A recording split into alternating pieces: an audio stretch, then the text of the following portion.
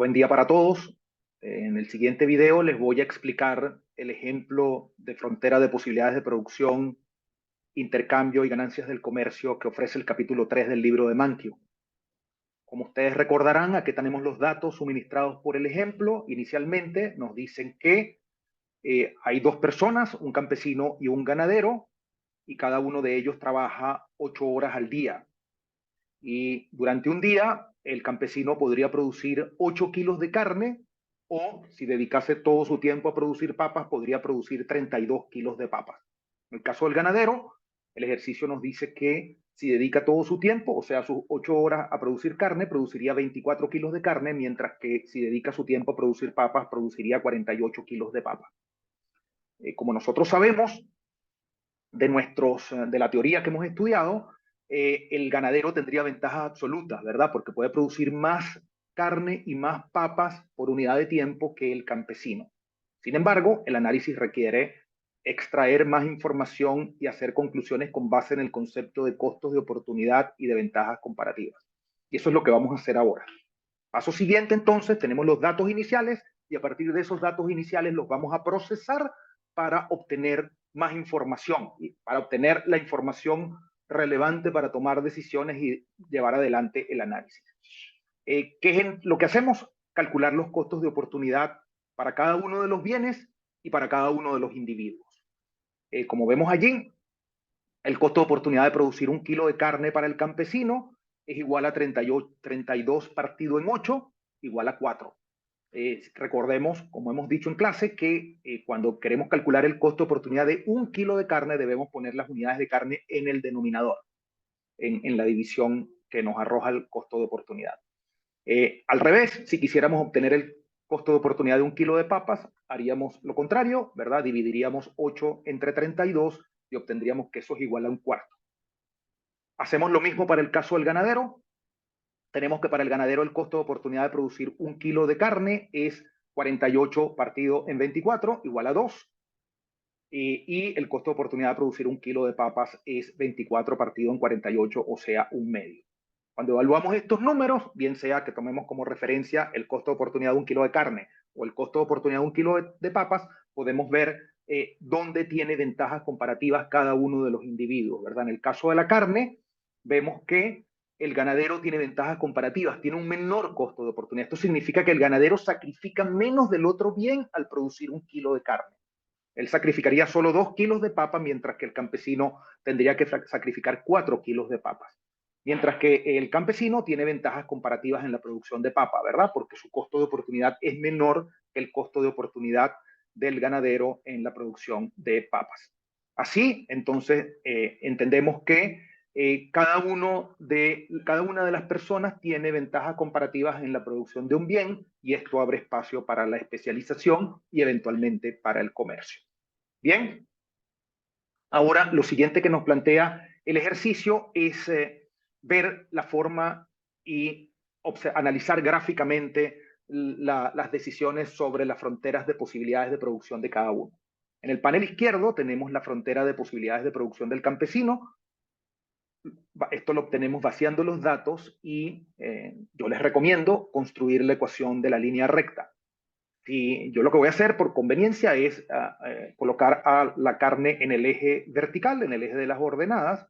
Esto es arbitrario, podría haber hecho lo contrario, pero voy a hacer eso, carne en el eje vertical, papas en el eje horizontal para cada uno de ellos. Y en ese caso, la función o la ecuación de la línea recta correspondiente a la frontera de posibilidades de producción del campesino es C es igual a 8, que es la ordenada en el origen, en el corte de la línea con el eje vertical, menos un cuarto es I2 menos I1, que sería 8 partido en X2 menos X1, que sería menos 32, ¿verdad? Y entonces tenemos que eso es igual a menos un cuarto. Y por lo tanto, la ecuación es C es igual a 8 menos un cuarto de P. Si la expresáramos al revés, o sea, con P despejada, esto, según la convención, implicaría que P estaría en el eje vertical, tendríamos que P es igual a 32 menos 4P. Panel derecho, la frontera de posibilidades de producción del ganadero, misma lógica, Si tenemos a la carne en el eje vertical, la ecuación es C es igual a 24 menos un medio de P. Si tenemos a P en el eje vertical, la ecuación de la línea recta es P es igual a 48 menos 2P. Hemos definido las fronteras de posibilidades de producción. La virtud que tienen estos gráficos es que nos permiten observar de manera elocuente tanto la producción y el consumo en ausencia de comercio como la expansión del consumo gracias al comercio si se ofrece un precio atractivo para el intercambio. Y eso es lo que vamos a ver ahora, a continuación. Caso inicial, nuestro caso de referencia, situación sin comercio. En la situación sin comercio definimos un punto de manera arbitraria por preferencia. Digamos que la preferencia del campesino es consumir al menos 4 kilos de carne y al introducir 4 en nuestra función, en nuestra ecuación de la línea recta, obtenemos que si él produce y consume 4 kilos de carne, él produciría y consumiría 16 kilos de papa. Eso nos define ese punto que ponemos azul y corresponde a la situación inicial de producción y consumo en ausencia de comercio para el campesino. Panel de la derecha, exactamente la misma lógica para el caso del ganadero. Introducimos arbitrariamente una preferencia de consumo, decimos que él prefiere consumir 12 kilos de carne, si consume y produce, dado que no hay comercio, 12 kilos de carne, él produciría y consumiría 24 kilos de papas. Y eso es lo que observamos en cada uno de los gráficos que tenemos en esta lámina, en esta diapo. Continuamos, ahora viene lo interesante. Por eso quiero rescatar la tabla con los datos iniciales y los datos procesados, porque la historia nos dice, la historia planteada por Mankiw en el capítulo 3 nos dice que el ganadero se acerca al campesino y le propone un trato.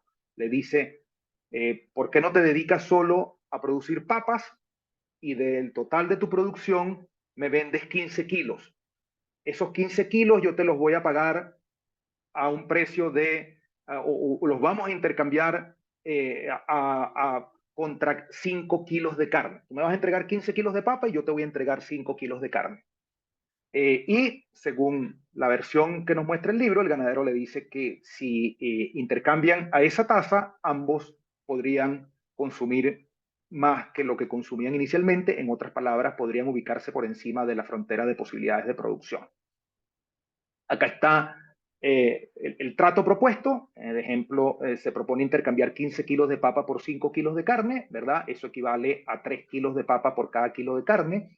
Ambos mejoran, como ya nosotros sabemos de acuerdo a lo discutido en clase, porque ese precio propuesto se encuentra en el rango, y en este caso justo en el medio del rango de los costos de oportunidad de cada uno, ¿verdad? Los costos de oportunidad para el campesino es 4, para el ganadero es 2, y 3 es justamente la mitad, entre 4 y 2, por lo tanto, habría ganancias en el comercio para cada una de estas personas.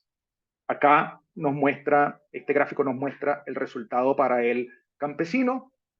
El ejemplo está hecho adrede para que se haga evidente que con el comercio a este precio atractivo, el campesino podría consumir más de ambos bienes.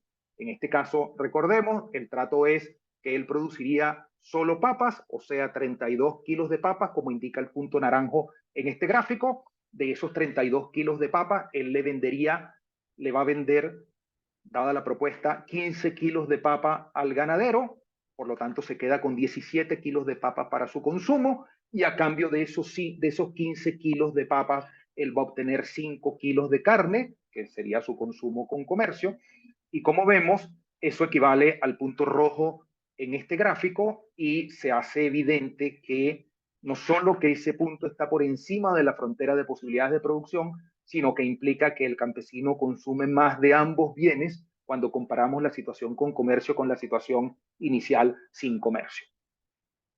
Algo similar en términos de análisis, aunque no igual en términos de número, ocurre con el ganadero. El ganadero, de nuevo, se establecen de manera arbitraria unos números para que calcen con la explicación de que el ganadero termina consumiendo más de ambos bienes. En este caso, los números son que el ganadero va a producir 18 kilos de carne y, dada su frontera de posibilidades de producción, produciría 12 kilos de papas.